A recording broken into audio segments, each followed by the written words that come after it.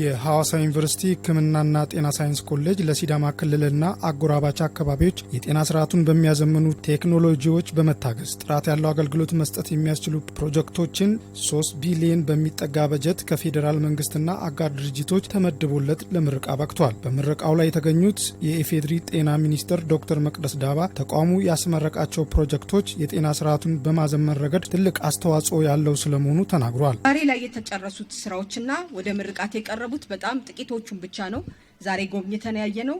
ነገር ግን የክሊኒካል ምርመራ ዩኒቶቹ ከዚህ በፊት የማርበርግ በሽታ በአገራችን በተከሰተ ጊዜ አንዱ የክሊኒካል ትራያል ሳይት ሆኖ ይሄው ዩኒቨርሲቲ ትልልቅ ጥናቶችን ጀምሯል። የክሊኒካል ትራያሎች የቫክሲን ክሊኒካል ትራያሎች በሰፊው እየተሰሩ ነው ያለው። ይሄንንም ከእናንተ ጋር በጋራ አጠናክረን የፖሊሲያችንን ጋር አርገን የምንቀጥለው ይሆናል።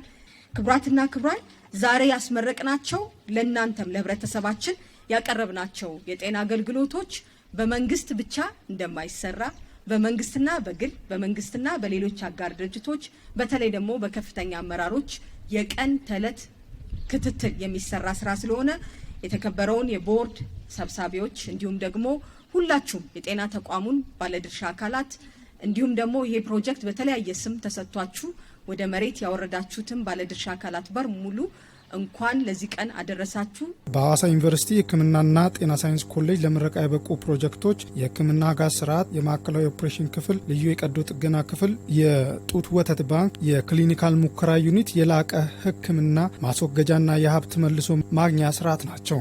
ፕሮጀክቶቹን መርቀው የከፈቱት የክልሉ ርዕሰ መስተዳድር አቶ ደስታ ሊዳሞ ለምረቃ የበቁት ፕሮጀክቶች የክልሉን ማህበረሰብ ብሎም አጎራባች አካባቢዎችን የላቀ አገልግሎት የሚሰጡ መሆናቸውን ተናግሯል። ሲዳማ ክልልም በጤናው ዘርፍ ከፍተኛ ትኩረት በመስጠት የጤና ተቋማትን በማስፋፋት የውስጥ ግብዓቶቹንም እንደዚሁ በማሟላት ሙያተኞቹንም እንደዚሁ በመቅጠርና ተንከባክቦ በመያዝ በርካታ ስራዎችን ሰርቶ የክልሉን ሕዝብ እያገለገለ ይገኛል። እዚህ ሆስፒታልና ተቋም ከመማር ማስተማሩ ጀምሮ በምርምርና በሚሰጠው አገልግሎት ላቅ ያለ ውጤት እንጠብቃለን። እንደ ወትሮው ከወትሮውም በተሻለ ደረጃ ሆስፒታሉ አገልግሎቱን ለማላቅ የሚያስችሉ እርምጃዎችን እየወሰደ ስላለ በሆስፒታሉ መጥቼም ባየሁት በጎበኘሁት አሁን ሆስፒታላችን በደረሰበት ደረጃ እኔም በጣም ደስ ብሎኛል።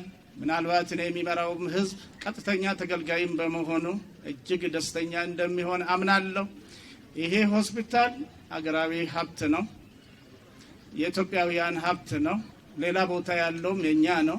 እኛ ኢትዮጵያውያን አንድ ነን። አንድ የሆነ የጋራ አገርና ሀብት አለን።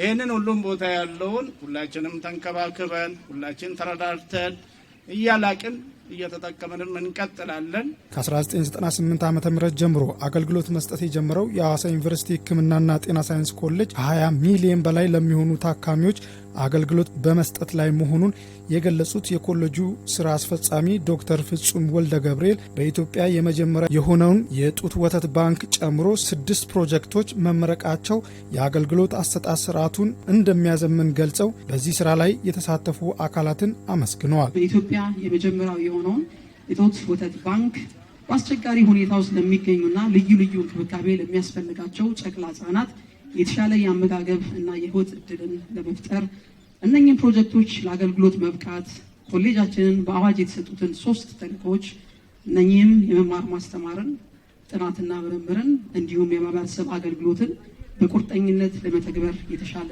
እድል ፈጥረውለታል።